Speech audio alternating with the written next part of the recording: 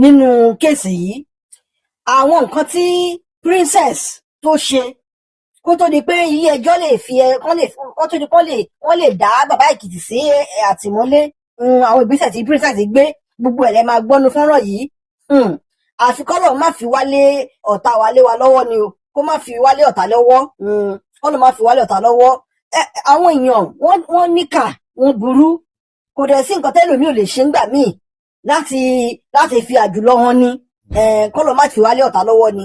Ẹ má jẹ́ kí n gbà yín lákòókò, ẹ wá lọ gbọ́n tí Yomi Fábíyì sọ. Nígbà tí mò ń gbọ́ àwọn nǹkan tí ọkùnrin ṣàlàyé inú fọ́nrán yìí, ẹ̀rù bà mí, ẹ̀rù àwọn obìnrin tún padà bà mí sí.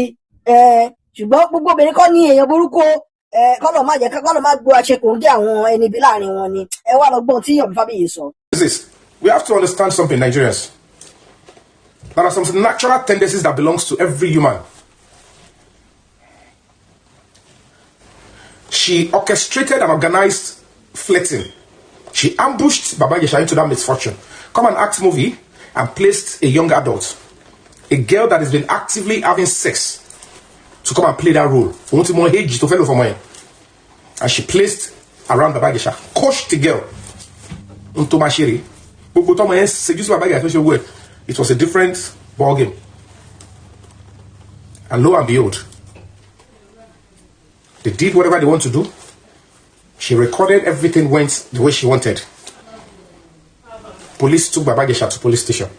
After continuing, they were trying to force him to admit to the crime. I'm still going to go back to but if we don't put this kind of people into their place, they'll keep deceiving everybody. Fighting for children, fighting for women. The gap between me and Princess and Iyabo, they don't belong to the human rights community. They don't even belong to the temple of justice that I revere and I hold seriously. It's because of dirty social media and people thinking they can destroy anybody's life. That's why they could be able to spread wrong narratives. Well, I can tell them for free. I am strong enough to face all of them there. And that's why I was able to make like a Ogbe, not on your lives. Nobody, ordinary person, want to finish by, want to pay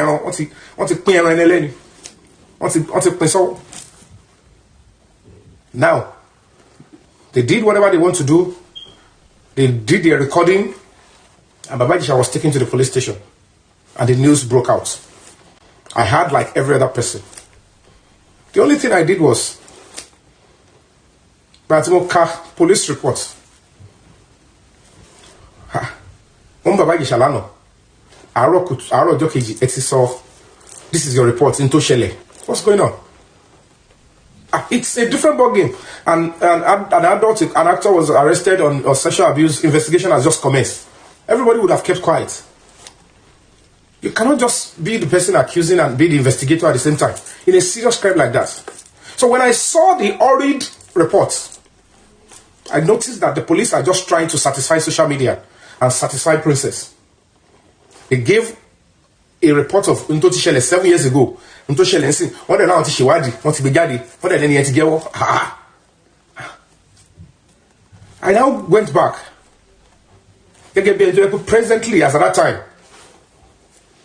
I saw Baba Sui's condition. And I saw what was done. I said, no, we need to calm down.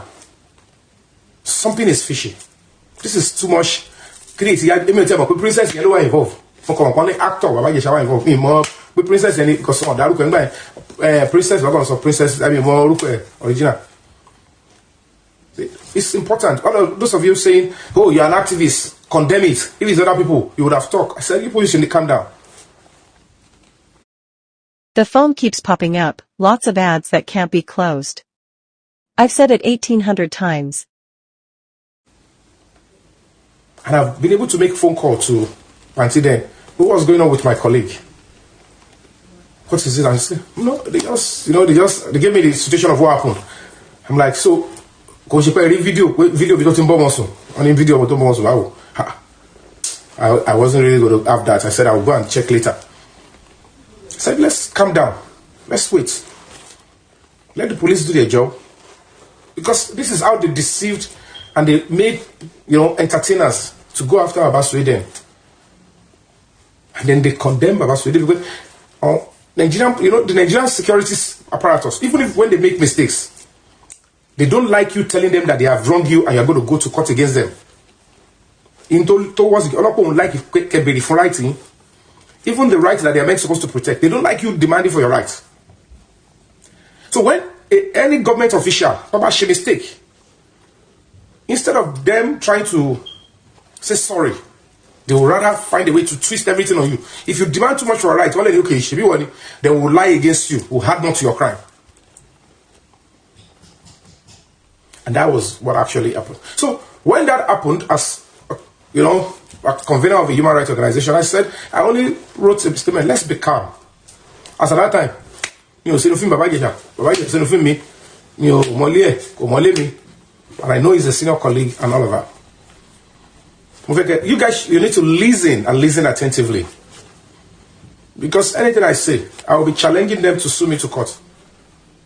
If I lie in a part, last one. I get what I'm saying? But we live in a terrible world. Peradventure, the case went to with the police, and then they took the case to Pansi. Princess was bringing soldiers, everybody to threaten the police and stuff like that. And I went to Pansi. I was filming. When you are filming at the same time, I went to Pansi. I said, if you come Baba-Ijesha, I need to speak to him. And when they brought him out, and he said, when you are a senior colleague, you are somebody that I know has got talent I respect. If I tell you I'm happy that your name is even involved in something like this, it's a lie. Sir, if I get part of me, why did you molest a child? Why did you do this? Why did you? I said, you hear me? All the whole story of having sex with any child when she was this, when she was that, they are lies. But because he knows that I will never support evil, even if I'm going to condemn him, he knows I will speak my truth. Because I'm on one industry. I'm out to get with Roland again. I'm out to get with fake life with Poju. If I have any fake life or any dirty stuff, I won't even delve into human rights. And I said to him, and I was the police officer called Musa Bayo, Uncle Drew money.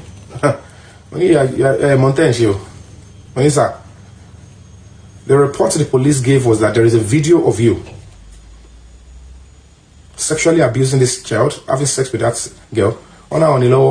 Confess upon it. Then the police interrupted immediately. He said, Mr. Yomi, we have so much respect for you. The police never said Baba-Ijesha was seen having sex with a 7-year-old. I was obey. The reporting or the reportage is not also okay. Maybe the progressive one, I correct it, that there is a video of Baba-Ijesha touching that girl recently, and that is what he admitted to. Because she's 7-year-old, Bobomoso. Money, can I meet the IPO or the OC gender that is dealing with the matter? Because at that time, I'm like, if the girl is 14 and you probably touched her recently, then you have done something wrong. How did you got into the house? I said, I was invited to come and act movie. On a movie, who invited you? He said, Princess, do you have the evidence? That was where he got to let me know that the evidence is in his phone. I said, you don't mean it. Okay, no problem. So she invited you to come and shoot a movie, and then she put the girl down to act with you. Then we were able to look into the video and stuff like that, but later to online. Even we saw clearly where Princess was beating that girl. I'm not opening the victim. Then I began to sense organized crime. I asked, Kilo Wala Emeji. He gave me the history of the relationship and whatever they've had together. I said, okay, this is not like a breakout here. And what was so evident was 2 weeks after Princess had her marriage. Only she's a very terrible, bitter soul. She wedding 2 weeks after. 2 weeks, she married him.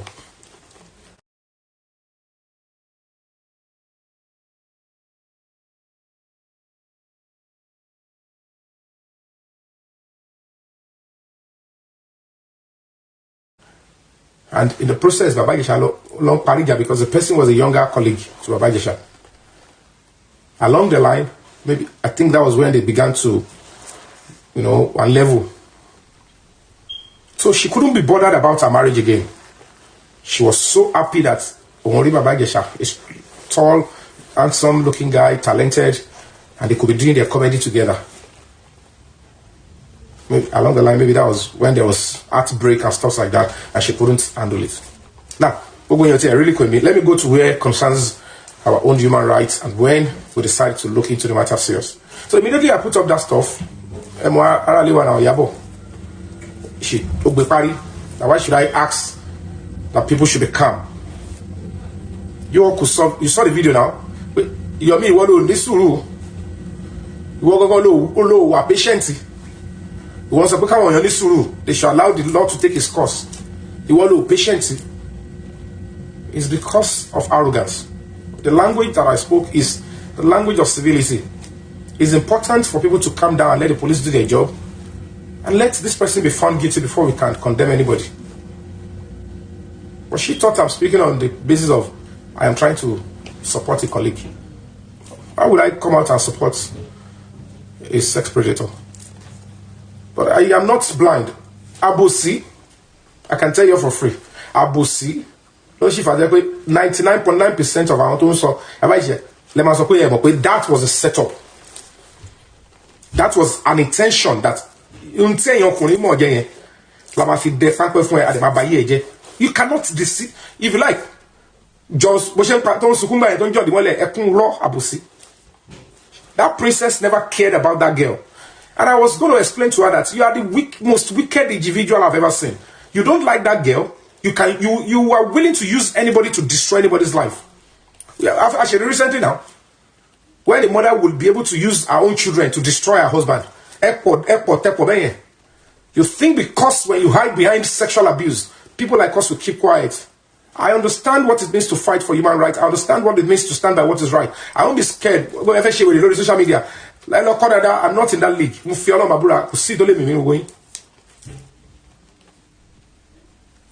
And I've been able to show it evidently.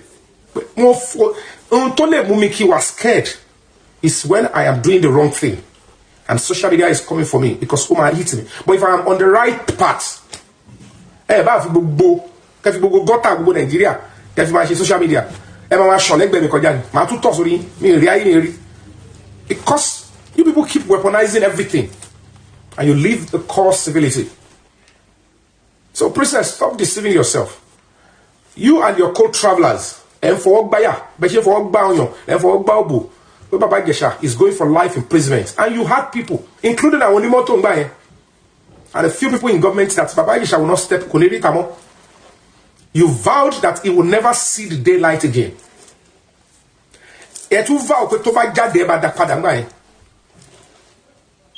You all know I will never support sexual abuse of any form. If you don't clean phone, you're going to regret it. Clean it up for free. Download this free cleaning software below the video. It has no ads. Now, the case went on. I was getting close up with police and investigators. And I was like, I went to the police, I said, you guys, you need to do your job. Am I worried? Police now said, okay, princess, you have come to our office. You wrote your statement in Sabo police station that Baba-Ijesha slept with that girl when she was 7-year-old. And that girl had been having relapsed trauma. That could say, very Baba-Ijesha. So you, even in TV, to marry Baba-Ijesha no TV, Tima Paroke Majami, princess in the Baba-Ijesha no TV, Omangbon. Abiba call you somebody. Is that not true? That princess said, after Baba-Ijesha had sex with the girl when she was 7-year-old, so only to marry Baba-Ijesha no TV, Omangbon. Is that not what she said? Now, when she said that, on TVC, your view, a lady presenter called Princess again and said, Princess, we need to confirm to us again. When this girl was 7-year-old, did Baba-Ijesha have sex with her? Only yes. Okay. That is a terrible thing. As at that time, She doesn't know what was coming. And then said, police, do your job. Baba-Ijesha said, it's just the total lie.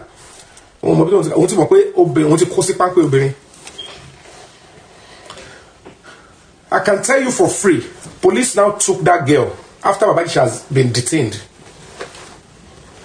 They said, we have to do our test. If this girl is 14-year-old, certainly you don't expect that Koyakuti managed sex other than the one that if you defile it, or whatever it is we want to know. Maybe we can find, at least I can establish she Baba-Ijesha to Jabali to when she was 7. They can't just admit that they want to Jabali that she was defiled when she was 7-year-old. That means the place would have been open. Police said we want to check if it is open before we can charge Baba-Ijesha for having sex with the girl when she was 7-year-old. Do you know what was shocking? Police ran a test on the girl. The first thing the government doctor said, he said, presence, healing broken hymen, number 1. Healing broken hymen. Hymen is virginity. Only Osha Shenjino, Osha Gabali Omoyeni in 2021, when they claimed she was 14. Osha Gabali. And the presence of semen. That means after Baba-Ijesha was arrested and set up with that girl, no sex, nothing. They thought they finished using the girl. The girl had returned back to a normal life of sex. And she had sex with another person. Even the person did not even use condom. But they didn't know that investigation would get to that stage, that they would need the girl. And because she was 14, there is no way they would run the test on the girl without the presence of the mother. So they said, bring the girl. When she brought the girl, they said, we are going for a test. That was when they ran the test, could they manipulate it. On an healing broken hymen, that her virginity was just taken. But her virginity is not healed, fully healed. Presence of semen. And then they said, evidence of perpetual penetration. That was what was contained in the doctor's report of government, police. Police and Lagos State government, they know this truth as at that time. Including princess and Anako travelers. That they were not going to be like, princess, wait. The reason why you claimed you set Baba-Ijesha up was because you said, not that she saw, she said she was told that when the girl was 7-year-old, Baba-Ijesha had slept with her. She had virginity when the girl was 7. When she is now 14 years old, 7 years after. That was the moment the police knew they have already messed up. And I was already on the neck. Hey, and I was waiting like, okay, you're gonna be, let's start, let's see what is going to go on. I was expecting the princess to tell you, Iyabo, maybe no princess. But you actually set Baba-Ijesha up because you claimed that he had sex with the girl when she was 7-year-old. So the basis of you setting him up is already looking like it is a fake, it is a lie. You set him up based on fake incidents. And then the question that we are going to be waiting for is, whatever the case may be, you can request for the case file. It's quite unfortunate that we don't have a good media. Most of our journalists, they expect that human rights is for victims only. And let me remind you before I go further, when any case comes up like this, the prosecutor, the police, they owe the right, the duty to protect the rights of major actors in the case equally, particularly the defendant, the victim, and the public in any matter. A criminal matter. The police, the prosecutor, they have the constitutional duty and role to uphold, respect, and equally protect the rights of those 3 players. Anything on fear sukon. Anything on fear sukonyo. Ati aralu, the police, one need to share latishe. But if one double boy to meta ni ogbogba lai mu konsikon. If you are looking for a video downloader that lets you download videos from all social platforms, then you might want to check out mDownload. Now, it was established. Oh, and file here. Police now know. Okay, now I now expect that the police will do this. That number one process. No problem. Let's see. Police now realize that because evidence will go here, but they've been able to set him up recently in 2021, and they claim that the girl is 14, and they've already coached the girl. Princess and her co-travelers, they've coached the girl. Baba-Ijesha thought the girl had interest in him. He didn't know that the girl was giving him side. I don't do it, don't do it. And at the end of the day, police said, this one that will set him up, because you are shouting she's 14, we'll wait until the case gets to court. Then you go and prove your case. But the 7-year-old, when he said 7 years, he told Baba-Ijesha lost 7 gongo. We have no evidence, and we have even run our test.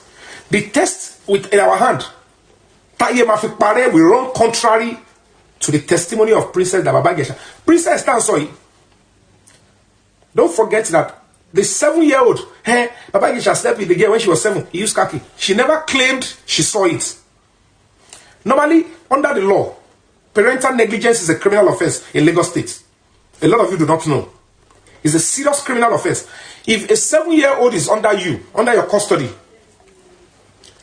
are you with me, guys? These are the things that we were fighting and explaining to her. That if a 7-year-old is under your custody, Baba-Ijesha does not live in your house. If you claim he came to your house briefly, I kept saying, and he had carnal knowledge of your girl, certainly that 7-year-old will be suffering multiple tears. And apart from that multiple tears,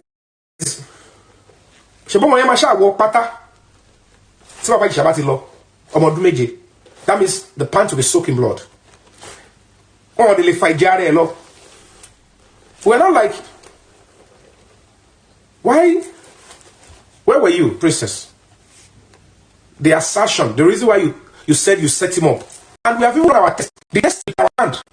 We don't call to testimony of Baba-Ijesha. Princess, don't forget that. The 2-year-old, Baba-Ijesha slept with the girl when she was 7. He used khaki. She never claimed she saw it. Normally, under the law, parental negligence is a criminal offense in Lagos State. A lot of you do not know. It's a serious criminal offense. If a 7-year-old is under you, under your custody, are you with me, guys? These are the things that we were fighting and explaining to her. That if a 7-year-old is under your custody, Baba-Ijesha does not live in your house. If you claim he came to your house briefly, I kept saying, and he had carnal knowledge of your girl, certainly that 7-year-old will be suffering multiple tears. And apart from that multiple tears,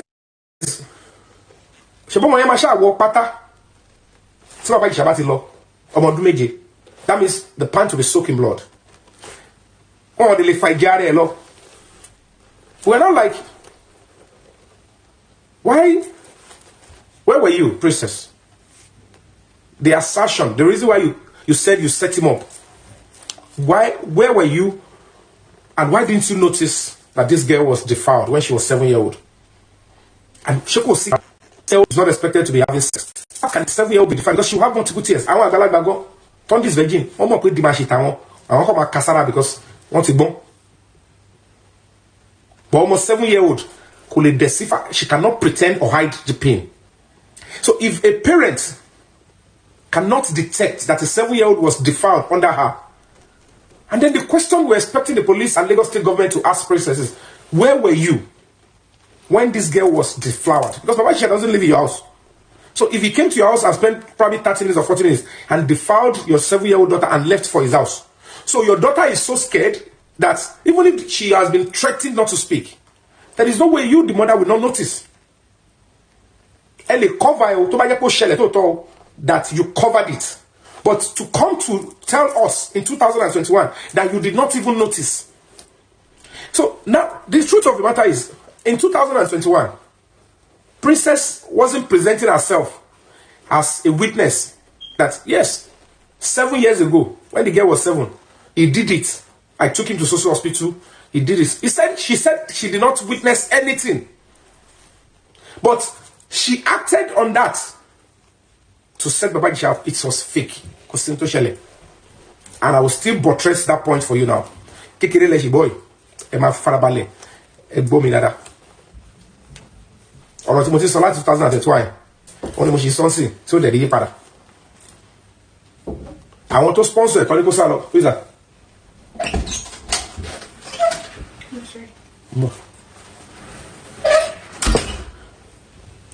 So, at the end of the day, it turns out that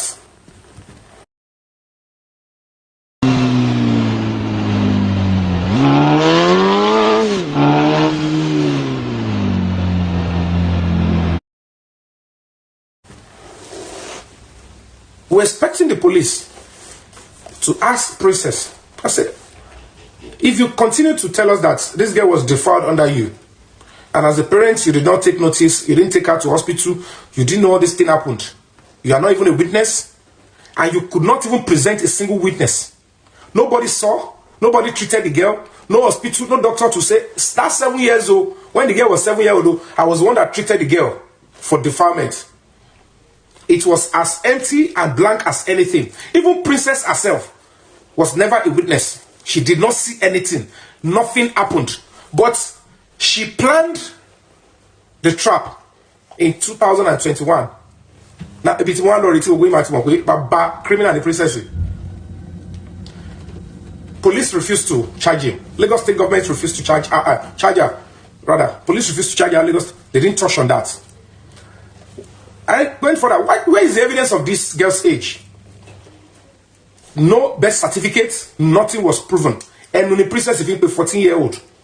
And I can tell you all for free, even the girl was writing different ages. Otoni age to koni sabo, otoni age to koni panty. It was Lagos State government, non-defended. They were trying to defend her. And I kept laughing. I was the only one facing the matter seriously.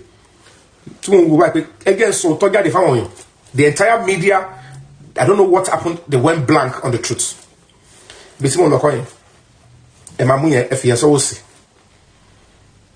I was okay, now let's go. An individual was arrested after sperm was found on this girl. But Taloni, you got it, one dear boy. And they asked the girl to confess. But I don't know Dominic is any like that. The girl confessed. Tell us those that have been sleeping with you. The girl mentioned everybody could mention Baba-Ijesha. Only but that Damola, but that can't kill it. Security level. The Damola happens to be Princess like a younger brother and a business partner. Oh, I get neighbor. Yema no lejo ton Baba-Ijesha. And don't bam again. So the princess more. To get security level, she knew. Those ones. Those people were the ones having sex with her and sexually abusing her since 2020. They asked the girl, police asked the girl, did your mother, your foster mother, Princess, is she aware that Damola Adekola is sexually abusing you? She said she reported to her in 2020. You know how this terrible, disgusting, wicked Princess, she left Damola Adekola, her neighbor, they live in the same house, that have been sexually abusing the girl. She is not interested in justice. She knew since 2020. And at the end of the day, in that why the 2021 April, she now wanted to set Baba-Ijesha up with, you slept with theory almost 7 years ago. Leo Baba-Ijesha, which is a criminal offense to come and act movie. They all went silent. At the Princess, at Iyabo, at Tomu, at they went silent by asking the government and the police to prosecute that Damola Adekola, that he was arrested. He was in the same cell. And the guy had already been threatening that if they take him to court, the girlfriend don't go and quote me again. That Damola Adekola wrote in his statement that my girlfriend don't want get a princess if he set Baba-Ijesha up. And he was ready to present evidence. We get any UBA account. When I knew already those evidence were there. Police knew. And police were ready to remove their hand. They wanted to grant Baba-Ijesha bail. Nítorí ìtìjú, káyé má bàa sọ princess. As at that time, I was just doing my human rights stuff. And the police were like, we can't continue to do this. You are just bringing powerful people here. This one is coming. Iyabo is shouting. People are calling. We know the truth here. The only advantage is that you set him up. And you are saying the girl is 14. And then the CP was like, you know what? We now know what is happening. You guys had issues between yourself. We don't want this nonsense in our stuff. We will grant Baba-Ijesha bail. As at that time, I was filming. I was only campaigning about human rights. You know the thing Princess did? Iyabo. What should be commissioner of police? She advised me all this nonsense that people are doing. I've spoken to this girl now. Look at this Damola. And I'll play it for you. I'll play it for you. You will hear the commissioner of police report then. Press release. I will take you guys up to speed. You know, sorry, live after EGC. Police now said they were going to be granting Baba-Ijesha bail. And then the next thing, Princess is back with that it's Juma Lele. Ayema Buano. Lado she finish Baba-Ijesha. What do I do? Somebody now advised them that they should go and protest against the police. That was when they went in front of Panti and they were doing a show of shame that they are the constitution. That if the police grant Baba-Ijesha bail, they will take his life in front of that place. I got furious and I said, not on your life. Even the police said I should not come and do a counter protest. When he was sorry, go. Let me call him back.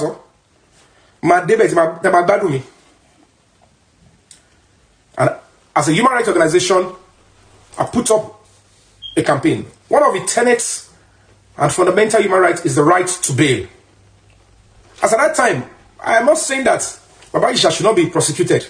I can't. If anybody abuses children, pay for it if you commit a crime against a child. But you cannot deny him his fundamental right to bail.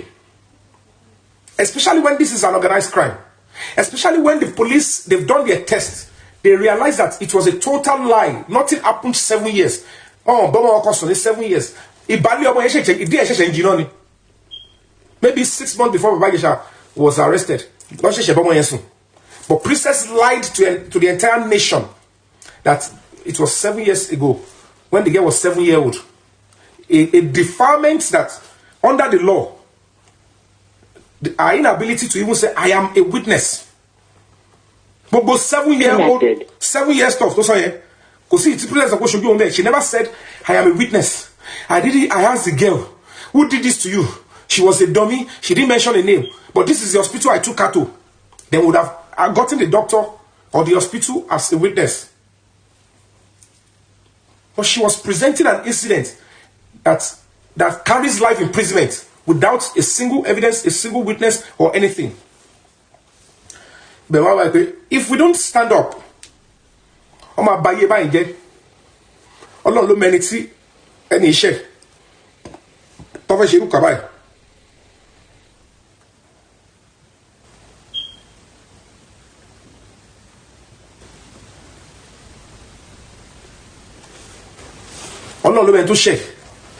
now, I want to play the Commissioner of Police press release that time. I want you guys to hear. He will confirm the other guy that was arrested with Baba-Ijesha.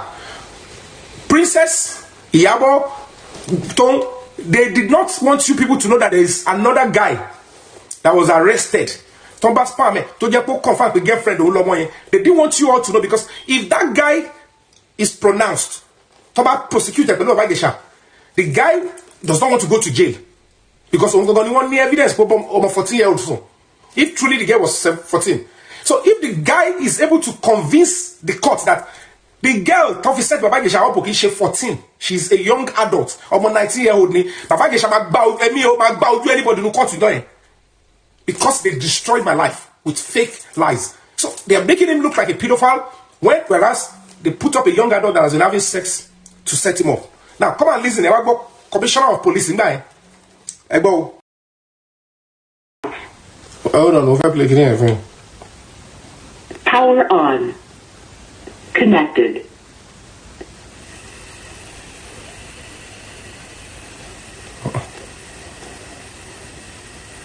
Disconnected. Years ago. Let me play direct for you guys. Don't Go by. do trial on pages of newspaper. Can you guys hear it? There are two cases. Shelly, go by. Shelly, let me know if you guys can hear. Can you guys hear? Okay, I'm starting from beginning. I thought the speaker is going to pick it up. Now, listen carefully. I'm talking about Baba-Ijesha case. You know, you don't do trial on pages of newspaper. Baba-Ijesha case, there are two cases. One, it was alleged 7 years ago to have defiled a girl when she was 7 years ago. The girl is now 14 years. As at that time, no complaint was made. Nothing was. But last week, a video went viral where he was arrested having sexual assault. Whatever indecent assault. When a man touches a woman where he's not supposed to without authority and consent, it now becomes a sexual assault. That's exactly what? Yeah. Sexual assault. To which he admitted that he actually assaulted. So not that really assault in the assault of criminal aspects. That when he slaps somebody, when he does somebody now, it's still assault. But this one now is a sexual one because so the girl was told where and without her consent. So the case of defilement is being added to it. Still under thorough investigation, and we need some scientific ones to be. Sexual assault is a billable offense. Billable offense. For God's sake. It's a billable offense. It's not like rape. No allegation of rape was made against him. No allegation of rape. But 3 hours yesterday, they are all with me. If I go. I interviewed all of them, one after the other, including the girl that was allegedly assaulted, including the mother of the girl, including Iyabo himself, Baba-Ijesha himself, And including the other person that was alleged. including what? The other person that was alleged. Can you check what I'm making pada?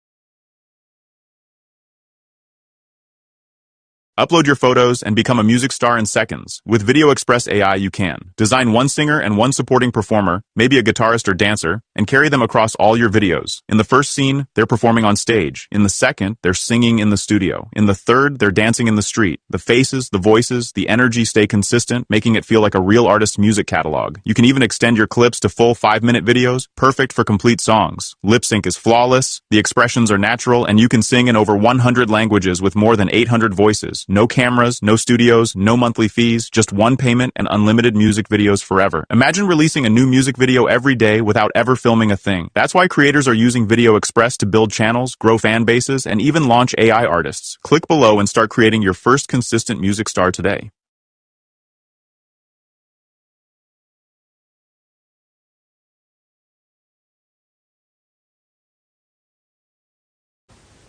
So, including the other person that was alleged. Everybody. The girl. About 3 hours yesterday, they are all with me.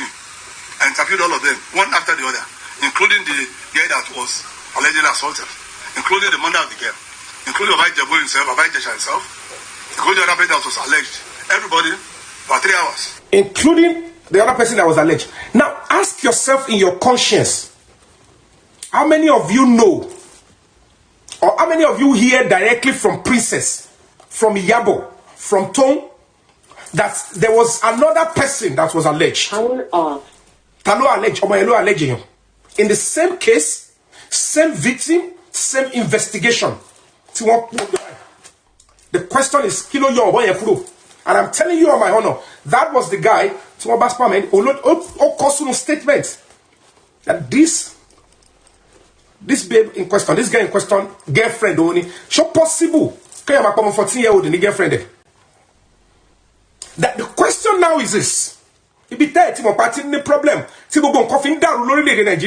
we need to be conscious of what we use our police cells, what we use our prison to do. Because when they take such decision behind you, in your name, in your blood, in your destiny, the consequence will come to all of us, including the innocent people. Now, when the CP told all of them, this is what has happened. Look at any time also. What's the move? The CP did not go further to say test was run, sperm was found on the girl, and her virginity was just recently taken. But you princess said because Baba-Ijesha took her virginity when she was 7 years ago, that was why you set him up. Now, clearly, the reason for setting Baba-Ijesha up is fake, is for wickedness. And I tell me, Shefu Iyabo mba yeni ekwe farabalẹ̀ kí ló ń ṣe tó ń ṣe balabala. I don't support it. I have fought for children more than all of you combined in the industry. I have fought for children, for women, more than all of you combined. When I saw a genuine case, not because Baba-Ijesha was around, I just felt like I have the knowledge of fighting for human rights. I am not going to be looking for with the social media. I believe in my conscience. My conscience is my policeman. You would have expected a honest mother.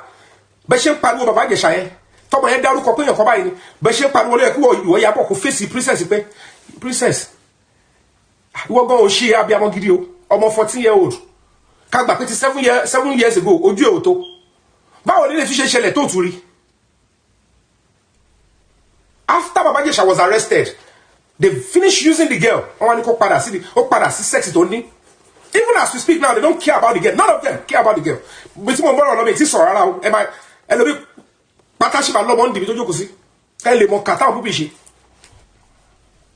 Now, when the commissioner of police now advised them that all these things is looking like the scorn of a woman, we understand you women can be very bitter. Whatever this man might have done, we are not absolving him. We only grant him bail based on the fact that the evidence before us is just the sexual assault. And it happened when you claim the girl is 14, which she's no longer a child. Category of children, age category of children is 1 to 12 years. When you start to become 13, 14, you are a teenager, you are a minor. So if it is the current event, to set it up, they have video it, evidence and all. But it's sexual assault. He kissed the girl's hand, touched the girl was with him. It's sexual assault. So for that, we're going to be granting him bail. By the time they finish the investigation, then we'll come back to it. And lo and behold, they felt like, no, we're not going to be accepting this. Maybe somebody advised them to go and protest in front of Panti against the police. So when I saw that they went to protest against the police, I look at it and the commissioner of police is just there to handle that position. That commissioner of police belongs to the public. If the police are doing the right job and you are coming to rubbish them this way, and you call it constitution, I did my banner, I did everything, and I said, I'm going to be challenging this. It's not of your life. This nonsense cannot hold. As at that time, they are already determined that he will never see the light of the day again. Cannot lay the pan by anyone. And a government will still protect them. Some people will still protect them because they are women. And I'm like, this man has got right to sexual feelings. You can't do this nonsense. You know what I'm saying? And you call them a rape or that. And you call them a abuse on children or that. But I would not be closing my mouth when I realize that you people are trying to weaponize it. And one of when it get adults, young adults, fine. Commonsensically, age of Baba-Ijesha, if she's just 19, but she's an adult. You are not wiser than God that makes some women to start menstruating and say, I am preparing you to become a mother. Even before they get to 18. And not only. But we have to follow the law. When you put about this, not any of the media house, including this woman in this, your view, they refuse to mention the other guy, which if his own situation was established truly in that case, they will be paying millions to Baba-Ijesha. Because that guy, he ain't got any evidence, almost 14-year-old soon, which is punishable with life imprisonment. And that guy while he was in prison. It's like, I hear because the guy was confirming that only prove adult, she's a young adult. And lo and behold, we're waiting that, okay, we fought for Baba-Ijesha's bail. Oh, you are. By the time they want to charge the case to court, do you know what happened with Nigerians?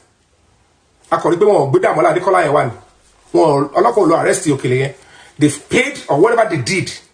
Lagos State government refused to charge him along with Baba-Ijesha. Kuma bada kesu. Money turning Baba-Ijesha share. There was nobody in our industry to listen to me. I can only speak to the legal community. Well, our lawyers want to me. And to God be the glory. Maximum respect to the senior advocates that showed up. Toffee appeared in the first court case.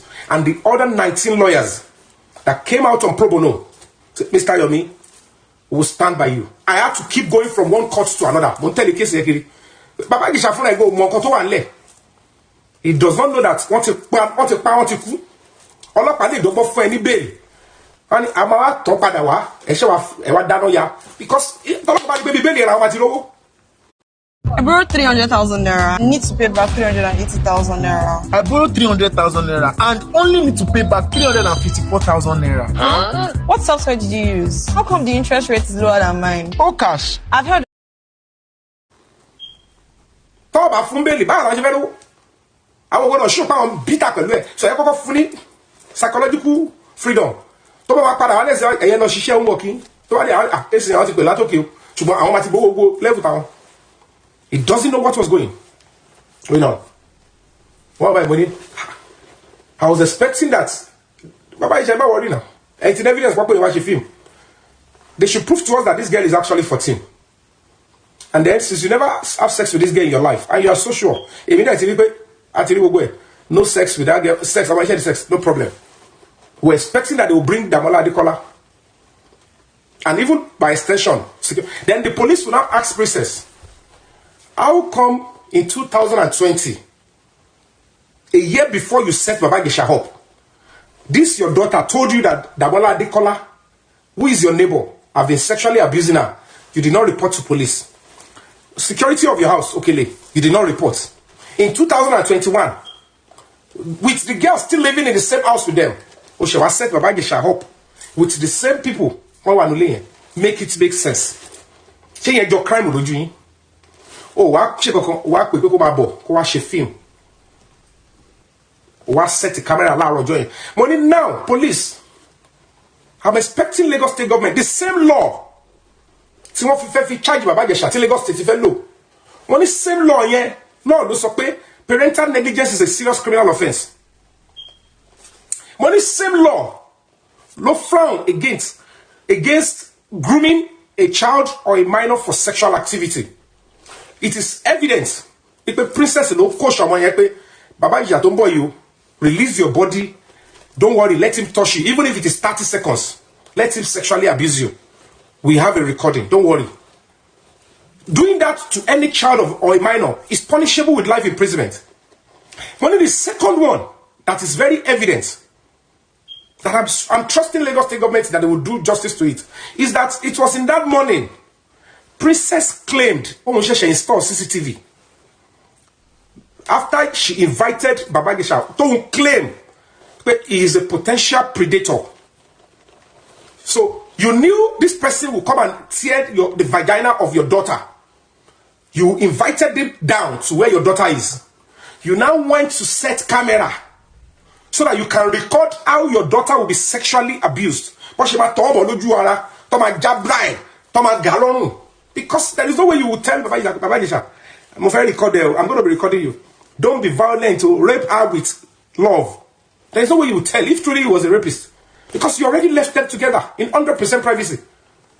And I said, under the law, the same law, under the Child Act Protection Law, what Princess did is child pornography. Recording sexual activity. If Princess stormed into them, Princess is storming to them suddenly, having sex, and quickly record to keep the evidence, it's a different ballgame. If the camera was in our living room, previously, And it captures them naturally. It was not her intention. There was no way she deliberately did that. But this one, it was that money based on the invitation she gave to Baba-Ijesha. This is what's rubbish that one on social media. This is a planned work, set up, organized crime. And I said, prerequisite for this kind of action, it's too horrible, it's too herod. It has no propensity in law. You don't lure people to come and commit crime. Because anybody, the Constitution for Life, you have the power to lure people. And I said, for that girl to submit her body, you want her to suffer PTSD to no gather evidence. When you put it down, the debt we owe every child is protection. If you know that a child will be abused physically, mentally, or sexually, you are duty bound as any adult to protect that child. How will a mother, even animals, I said, even animals, they won't do this to their children. Animals. Now a mother, but because this lady could be worried, and this disgusting set of women were encouraging her to say that should be obtainable in Lagos State. But my mother is a Lagosian. I can't fold my mouth. I can't fold my hands. You now set a child because that girl relied on Princess for food, for shelter, and for care. You forced and coerced the girl to submit her body so that she can be sexually abused. Because you knew in your mind that if truly Baba-Ijesha is who he is, you want that thing must happen before you can say, I caught you. I said, woe unto you, you will pay for this crime. That's alone. Recording how a child is being sex. They report to act pain. Oh, no release the embryo. Oh, I see how we release it. Don't know what we got in by. I said, even the recording alone is child pornography. I said, most of these young people on social media, they don't understand the law. And we cannot continue to allow Nigeria to be perpetually exploited because our people need to be mentally alerted and they must know the right. You cannot do this to the states that we want it to get better. The governor of Lagos State is doing everything he can to ensure that Lagos State is on the pedestal of one of the thriving cities in the world. How can we exemplify that treatment of a child from a first-time parent? Because you claim you are looking for evidence. Which evidence? Where are you going to take it to? I was expecting that will be said to her and she'll be charged as well. So that she can learn a lesson. That the debt you owe every child is protection, not to use a child. You know all these disgusting people. Photocopy visa of Ilodoibo. And when America go home for when they said to you, I said, where? Show me that police station. I will travel to that country and I will take the police up. You can't do that. No child should be allowed to be. You can't allow children to be traumatized. How can you want a child to suffer PTSD because you want to gather evidence? No judge will ever give such order. No police officer must do it. Any police officer that do it, any police station, I'll protest in front of that station for days. That station will go into fire, will go into flames. That is one of the gravest crimes you can do to humanity, to put children in that harm's way. But the sad reality is that all these women, they knew about these other people. In that, Damola Adekola, the Princess Timolati in 2020, but sexually abused of women. She confirmed this in court. If you Google it, you'll see her excerpt when she was being cross-examined. That it was in 2020 she knew that Damola Adekola and the security of the house Okele have been sexually abusing the girl. She doesn't think they deserve justice. They were still in that house. They continued to abuse the girl sexually. And after over the 2021, Baba-Ijesha story in 7 years ago that she did not even witness. He told witness story ko set our help ko so folopa. He theory, evidence, anything. Or have set a colleague up. In the same house, these two men were. So while Princess was luring Baba-Ijesha in and arresting him, Damola Adekola, who has been having sex with the girl, is saying, wonderful. Look at the way they are deceiving themselves. Even the young girl will look at her and say, this is just fake. Download this app to listen to music on your phone. No ads in a wide range of music categories. You didn't care about me. Look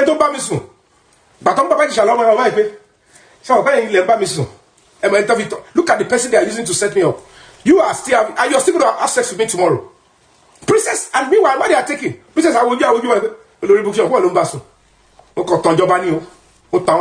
social media because they don't have a mind of their own. And they deceive the police, deceive the government.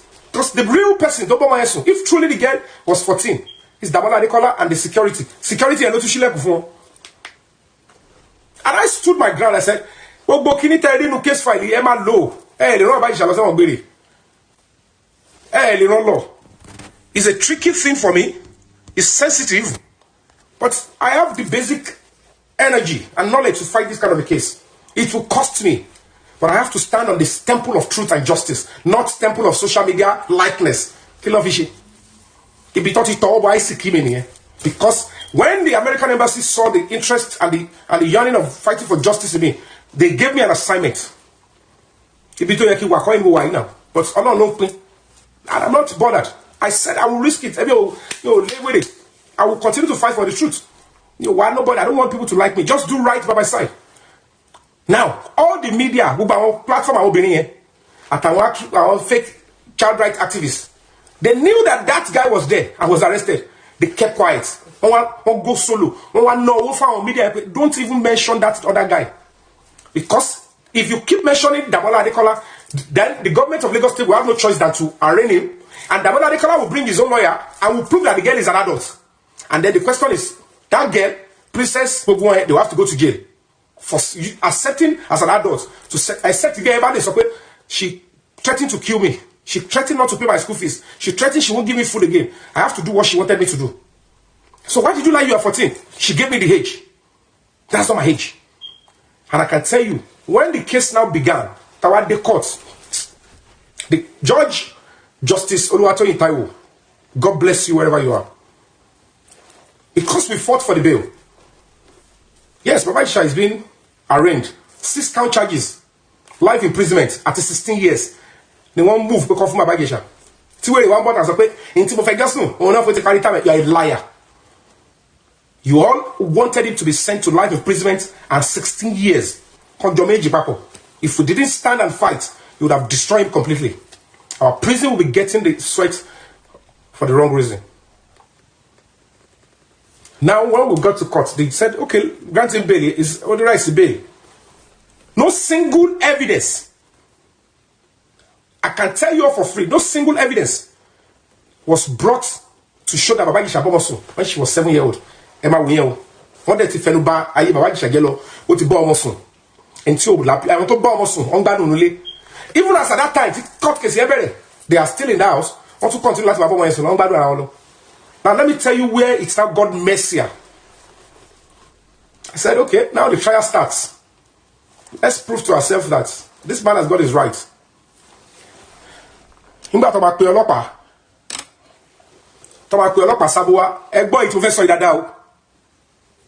you can know why they send people to prison, wrong people. And one in Nigeria and Bonomoy,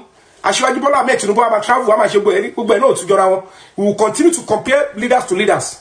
It be the problem with the of me. When the police officer was brought in, it was when the police officer was cross-examined, we realized that the statement that Lagos State government fell for, they blame Lagos State government. In the file, they saw a statement. Baba-Ijesha 7-year-old. All the signs there. So the prosecutors in Lagos State, the DPP, they said, if you have confessed, the confession alone is enough to send you to prison, even if you don't see evidence, if you don't have witness. Since if you confess, that is why you must be careful before you write statements in any police station. Don't let any police officer threaten you to start writing statements and you indict yourself. It is not the become a lawyer. Become, take your time before you write any statement you write, even if there is no witness, if there is no evidence. If you accept that you commit a crime, it's enough for a judge to sentence you. When the trial starts, that is when you know all this media, all this, I'm a blogger, I'm a media, they are deceiving all of you. When the trial starts, they now ask the police officer, this statement we are looking,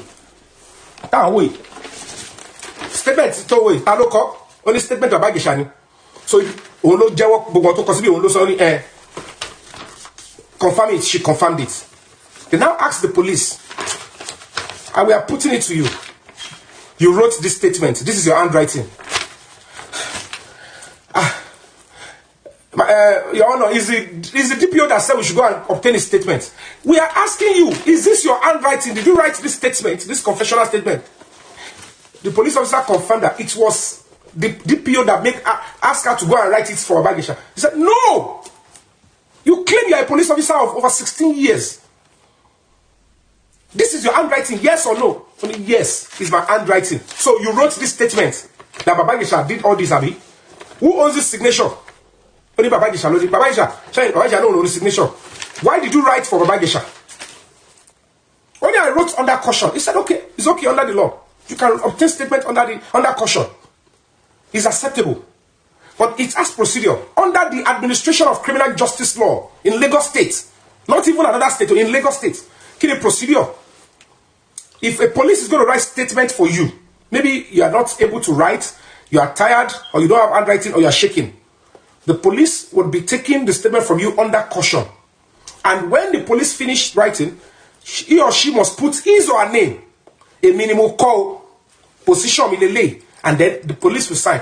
Then there must be somebody to witness this thing that this person, we wrote for this person, was duly interpreted for the person in the language. As at that time, Baba-Ijesha never knew what was going on. He said, that he should sign, that they will go and settle it for them. So the police officer admitted and I said, yes, I wrote it, but it was the DPO that said I should go and write for you. I should write and take a statement. And I said, why did you now write? Don't go tell us. You know what this police officer said? He said, when they brought Baba-Ijesha into the station, he could not sit down by himself. In fact, I offered him chair. He could not sit on the chair. He said he can only sit on the floor because they are beating him mercilessly in Princess House. And I saw his clothes torn and he was tired through. He said, so why are you in a hurry? Why did you now quickly take a statement in that condition? He said, it's the DPO that asked me to take the statement. And that, quote me, the statement was stepped aside and they went for trial within trial. Wow! Look at me! I found an app where I can watch all movies and TV shows for free. Not only that, well, Bawali Street, and it was not meant to be admitted. They went for trial within trial. Baba-Ijesha said his own part. How the police officer beat him up. What she said, wait, what a thing, cause statement in Yellow to this police station. And Princess was gallivanting. But because he cannot continue, he doesn't even know his rights then. He confided. I don't even know my rights, Yomi. All I know is that I know what was between me and Princess. I know the age difference between me and the girl. And when she said I touched the girl, and I know what was between me and her. So I just felt like, you know what, I have entered your trap. I'm sorry. I was just thinking that this is my career going. So this lady has me in mind. So he just wanted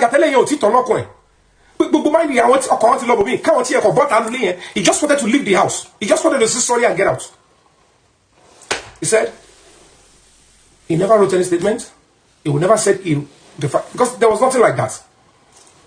I knew that. I said, don't worry, we'll fight for you. It's tricky. It's dangerous. It will affect my brand. Because Nigeria is not that knowledgeable to that extent to understand the meaning of what I'm fighting for. That it could happen to anybody. But the knowledgeable ones will stand by me. And let that Iyabo Madroti me. And the spirit of this nation that I am fighting to see that it gets better will stand by me. I mean, and I went on.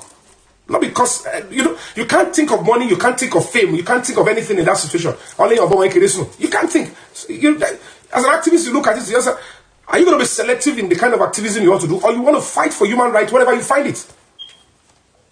Now, the police officer admitted that and quotes me. Justice Oluwatoyin Taiwo retired, said that statement will not be admitted yet, and then she ruled for trial within trial.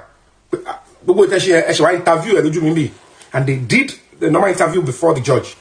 And that was admitted. And he just said, we'll talk about the ruling on that one. But before we could see Jack Robinson, you don't find it about politics. When they were going to rule, they still admit that statement. And the senior advocate went on and said, my lord, you're not supposed to say, can't wait now. Quotes me that I'm saying this. I was in court. He said, I will attach weight to that statement during my judgment. So don't bother that I admit it. Ìyẹn ni pé ọwọ́ ti kan wọ́. Tó bá fi lè yọ statement yẹn dànù, Baba-Ijesha máa free enjoy. We're so sure that since the statement was not accepted in the first time and we went for trial within trial, and the real incident was now stable before the judge, it is now when the judge tobacco ruled because that statement is not tenable, that means the case has ended. What we saw was the next thing. The judge admitted the statement, and when the senior said, "What?" The judge told, quote me that I'm saying this. It's only recording in court. That don't worry. Learned senior advocate, I know what I'm doing. I will attach importance to it during trial, during verdict. The statement. I'm like, what? In here doing? Court of report said, admit the statement. On one very low or lock by again. Another thing that was one shit out towards the lay you. I'm just fighting with my honesty. Only moto to moto buy only get one number to go fún ọ̀tọ̀ ṣe gbe wọ́n lórúkọ president wọ́n lórúkọ gbe ngba àwọn ló wà ńbẹ̀ àwọn làwọn wà ńbẹ̀ lórúkọ governor ọkọ̀ lo àwọn agbára. When they asked the police officer that, when Princess wrote a statement, she said she installed CCTV on that day, Abi, only yes, which is not quite long. Okay, as a police officer, you must have gone back to the crime scene to extract the CCTV. Only yes, that is the procedure. You accept that, my lord. Now, please tell this honorable court, as the IPO, how many minutes need CCTV that they extracted, that they burn? The primary evidence is the hard disk. The secondary evidence is the one the police will burn from the hard disk into CD. But now, from the primary evidence, how many minutes needs CCTV see a capture as police officer? Nigerians, you guys are sleeping on your country. The reason why this country is not getting better is because you care less about your country. Cases like this should get your attention. As I said, we could not retrieve the CCTV because there was no network. Police station. It's a shame on the justice system in Nigeria. So that's what I put my life on the line to fight. Network your CCTV. Because if she accepts that the CCTV was extracted, the princess alone